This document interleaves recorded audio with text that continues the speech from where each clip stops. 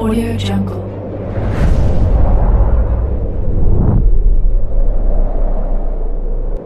Yo, balik lagi bersama Mimin di Manhua TV.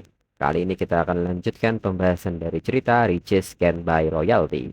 Mimin infokan kembali bagi teman-teman yang ingin menonton video terbaru lebih cepat, silahkan bergabung menjadi member di channel ini dengan biaya 5.000 per bulannya. Jika tidak, teman-teman bisa bersabar lebih dulu selama 2-3 hari untuk menonton video tersebut. Tanpa berlama-lama, yuk kita masuk ke disclaimer dulu.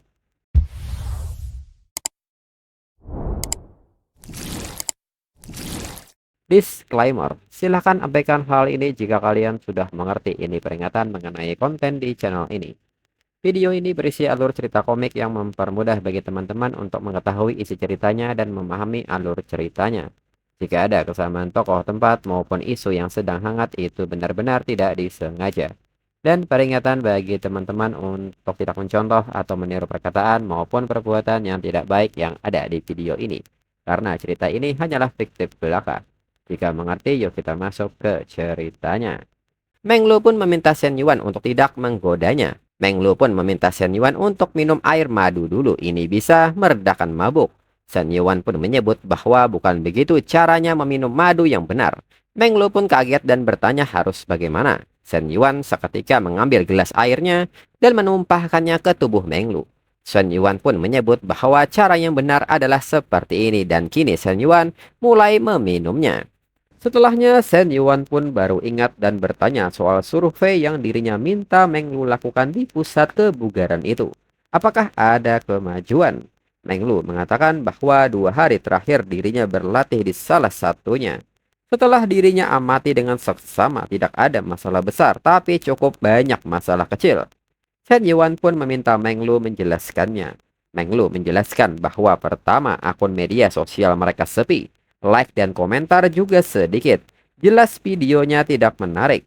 Kedua, pelayanan tokonya biasa saja, tidak halus, tidak berkelas, dan tidak profesional. Contohnya, respon resepsionis cukup lambat. Ketiga, kesadaran pelayanan para pelatih lemah. Saat tidak banyak anggota, mereka malah berkumpul dan mengobrol dengan tim penjualan. Itu benar-benar merusak pengalaman anggota. Keempat, tidak ada tindak lanjut yang layak setelah anggota selesai. Sejak dirinya datang kemarin pagi, dirinya hanya menerima 1 pesan dari pelatih. Kelima, tim penjualan bahkan tidak punya indikator kerja utama untuk tidak lanjut klien baru setiap bulan. Itu konyol. Kepala penjualan harus segera diganti. Mendengar hal ini, Shen Yuan menyebut bahwa penyelidikan Meng Lu tidak buruk seperti yang diharapkan dari pelatih pribadinya. Meng Lu mengatakan bahwa itu sudah jelas ini bidang keahlian dirinya. Kemudian saat Shen Yuan mulai berlatih lagi, statistik Shen Yuan sudah menunjukkan angka pencapaian Shen Yuan. Dan notifikasi pun muncul mengucapkan selamat kepada Shen Yuan karena misi kebugaran telah selesai. Shen Yuan selangkah lebih dekat menuju hidup sempurna. Star Body Reward Shen Yuan akan aktif penuh dalam seminggu. Harap jaga jeda latihan 1 hari. Template bintang, tinggi tubuh 182 cm, berat badan 77 kg, 10% lemak tubuh. Shen Yuan yang melihat hal ini merasa bersemangat karena akhirnya hadiahnya datang juga. Lalu Meng Lu pun kini meminta Shen Yuan untuk minum air lebih dulu. Namun di saat itu Meng Lu merasa Shen Yuan tiba-tiba berbeda. Shen Yuan menyebut bahwa dirinya telah menyelesaikan tugas yang Meng Lu berikan. Sebulan lalu Meng Lu meminta dirinya menambah 5 kg dan menurunkan lemak di bawah 15%. Kedua-duanya tercapai. Meng Lu pun menyebut Shen Yuan luar biasa. Shen Yuan pun meminta Meng Lu memeriksa pesan di ponselnya, ada hadiah kecil buatnya. Saat memeriksanya, Meng Lu pun sangat senang mendapat transferan sebesar 100.000. Di saat yang sama, Shen Yuan mendapat pesan dari Su Weiwei yang bertanya apakah Shen Yuan sibuk malam ini. Dirinya ingin mentraktir Shen Yuan makan. Sebagai ucapan terima kasih yang pantas atas bantuan waktu itu, Shen Yuan pun bergegas pergi dan mengatakan kepada Meng Lu bahwa hari ini cukup sampai di sini. Dirinya ada urusan. Selesai mandi, dirinya akan langsung berangkat. Dan juga Shen Yuan meminta Meng Lu untuk tidak lupa soal hal yang dirinya sebutkan kemarin. Meng Lu pun mengerti dan meminta Shen Yuan untuk tidak khawatir. Kemudian kini Shen Yuan telah sampai di tempat yang dijanjikan. Shen Yuan segera mendekati Su Weiwei dan bertanya mengapa menunggu di luar bukannya lebih nyaman di dalam. Su Weiwei menyebut bahwa dirinya takut Shen Yuan tidak bisa menemukan dirinya jika dirinya masuk duluan. Shen Yuan mengatakan bahwa itu tidak mungkin, Su Weiwei secantik itu. Dirinya pasti langsung mengenal Su Weiwei dimanapun. Su Weiwei pun nampak malu dan salah tingkah saat dipuji Shen Yuan. Shen Yuan kembali mengatakan kepada Su Weiwei bahwa Su Weiwei memang cantik dan mengapa malah gugup saat dirinya katakan yang sebenarnya. Kemudian saat di meja makan, Shen Yuan memberitahu Su Weiwei bahwa tempat tinggal di dekat kantor Su Weiwei yang dirinya sebutkan sudah siap. Jadi Su Weiwei bisa pindah akhir pekan ini. Su Weiwei pun mengatakan bahwa itu tidak perlu, tempat dirinya sekarang sudah cukup baik. Shen Yuan kembali mengatakan bahwa dirinya sudah menyewanya. Kalau Su Weiwei, Jing Jie, dan ibu Su Weiwei tidak pindah, tempat itu akan kosong percuma. Mendengar hal ini, Su Weiwei mengerti dan meminta Shen Yuan menganggap uang sewanya sebagai pinjaman. Nanti dirinya ganti setelah mulai kerja. Shen Yuan pun tidak masalah dengan hal itu. Dan di tempat yang sama, ternyata ada Dong Qitao yang seketika menyapa Shen Yuan. Qitao mengatakan bahwa hampir saja dirinya kira selebritis. Pantas saja wajahnya familiar. Shen Yuan pun hanya diam menatap Qitao. Qitao yang melihat Shen Yuan pun nampak khawatir dan menduga bahwa saat ini Shen Yuan sedang kencan. Segera Qitao mengganti topik pembicaraan untuk menghindari kecanggungan. Qitao pun bertanya apakah Shen Yuan masih ingat dirinya. Mereka pernah bertemu di rumah Chen Na. Shen Yuan pun mengingatnya dan segera Shen Yuan menjabat tangan Qitao. Qitao mengatakan bahwa dirinya baru saja makan malam dengan teman. Tidak disangka bertemu dengan Shen Yuan. Qitao pun mengajak Shen Yuan untuk minum malam ini setidaknya 2 gelas. Namun Shen Yuan menolak hal ini dan mengajak Qitao di lain waktu saja. Qitao pun mengerti. Qitao pun mengatakan bahwa dirinya di bisnis olahraga. Kalau Shen Yuan butuh apapun tinggal bilang. Dan ini nomor media sosialnya. Dengan ini apakah Shen Yuan mau menambahkan dirinya dalam kontak ponsel Shen Yuan? Mendengar hal ini, Shen Yuan menilai bahwa perlengkapan olahraga ini mungkin akan berguna nanti. Dan segera Shen Yuan menambahkan kontak Qitao ke ponselnya. Dan setelahnya Qitao pamit pergi dan mempersilahkan Shen Yuan untuk melanjutkan makannya. Serta hubungi dirinya kapan saja. Kemudian saat Qitao kembali, temannya bertanya siapakah pemuda itu, mengapa Qitao yang malah menjilat dia. Qitao mengatakan bahwa dirinya sudah bilang itu pacar dari gadis yang pernah jadi kencan butanya. Bukan soal harga diri, orangnya kaya, kalau bisa dekat sedikit, mungkin bisa ikut kecipratan rezeki. Temannya pun bertanya apakah itu serius. Qitao pun meminta temannya untuk melihatnya. Jam di pergelangan tangannya saja cukup untuk buat beli 2 mobil miliknya. Temannya pun bertanya jam apa yang semahal itu, apakah harganya 800.000. Qitao menyebut bahwa itu adalah Audemars Piguet Royal Oval 2640 Frosted Gold. Qitao pun meminta temannya untuk mencek sendiri harganya. Temannya pun menyebut ini gila, tapi rasanya aneh jika dia sekaya itu mengapa makan di restoran biasa begini. Qitao mengatakan bahwa dirinya juga tidak tahu. Temannya pun bertanya apakah gadis itu kencan buta Qitao. Dia terlalu muda untuk Qitao. Qitao menyebut bahwa itu bukan gadis yang dirinya kencani. Temannya pun tertawa dan mengatakan bahwa pria kaya memang gila, istri di rumah, kekasih di luar, dan semuanya cantik-cantik. Qitao pun meminta temannya untuk berhenti membahas Shen Yuan, itu bikin frustasi saja. Lalu setengah jam kemudian saat di taman, Shen Yuan bertanya apakah Su Weiwei belum mau pulang, jalan sebentar dengan dirinya bagus untuk pencernaan. Namun di saat Su Weiwei mencoba menggoda seekor kucing liar, nyatanya kucing itu seketika kabur. Shen Yuan mengatakan bahwa itu kucing liar, harusnya bawa makanan kucing. Kalau tidak dia tidak akan mendekat. Namun di saat itu tiba-tiba Shen Yuan memeluk Su Weiwei. Su Weiwei yang kaget dan malu pun mengatakan bahwa ini taman. Shen Yuan tidak bisa melakukan ini. Shen Yuan pun bertanya Su Weiwei bicara apaan, dirinya tidak melakukan apapun. Su Weiwei pun bertanya bisakah Shen Yuan tidak bertingkah begini. Shen Yuan pun seketika bertanya bukannya dirinya belum pernah memeluk Su Weiwei. Mengapa sekarang malah gugup? Dan seketika Shen Yuan memberikan salam tempelnya. Lalu 5 menit kemudian Su Weiwei yang malu pun bertanya bisakah mereka berhenti sekarang. Shen Yuan yang mulai memegang bongkahan intan pun mengatakan bahwa tidak ada orang di sekitar. Su Weiwei pun mengatakan bahwa itu tetap saja mereka tidak boleh melakukan ini. Shen Yuan pun bertanya apakah itu sungguhan. Lalu apa yang boleh mereka lakukan? Setiap kali dirinya pikirkan itu, kepalanya serasa mau meledak. Mendengar hal ini, Su Weiwei pun bertanya-tanya dalam pikirannya. Shen Yuan bilang setiap kali, jadi selama ini dia benar-benar memikirkan dirinya. Meski biasanya dia terlihat santai dan genit, saat serius Shen Yuan justru tampak bertanggung jawab bahkan bisa diandalkan. Shen Yuan itu rumit, sulit ditebak, tapi justru membuat orang ingin mengenalnya lebih dalam.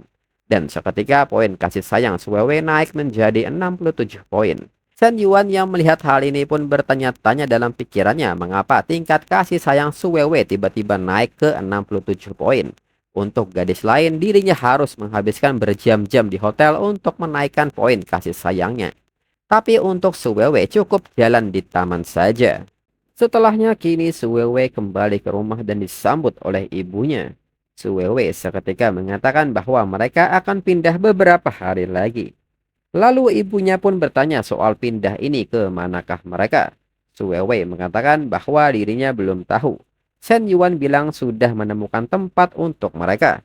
Ibunya pun bertanya apakah Su Weiwei sudah benar-benar memikirkan ini. Begitu mereka pindah, mereka tidak bisa kembali. Su Weiwei mengiyakan hal ini, dirinya sudah memikirkannya dengan matang. Dirinya pikir mungkin agak menyukai Shen Yuan.